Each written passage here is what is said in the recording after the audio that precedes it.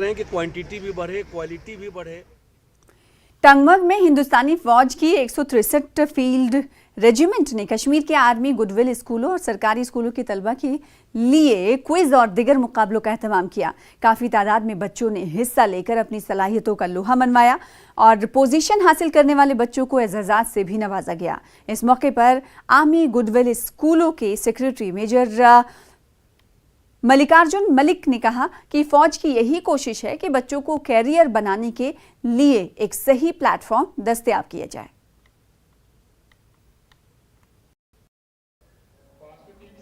हम बहुत शुक्रगुजार हैं इंडियन आर्मी का, जिन्होंने हमें इतने मौके दिए अपना टैलेंट बाहर निकालने के लिए।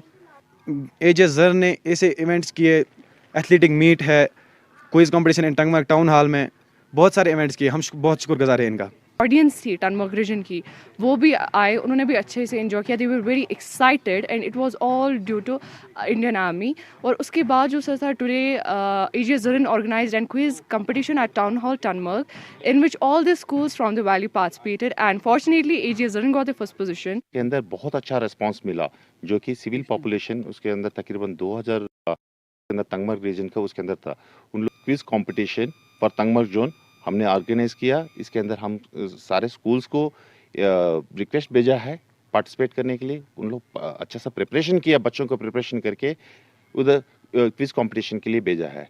इसमें भी पब्लिक से बहुत अच्छा रिस्पांस मिला। फिलहाल इसी के साथ रुकेंगे छोटे से ब्रेक के लिए। गुड मॉर्निंग कश्मीर में खबरों का सिलसिला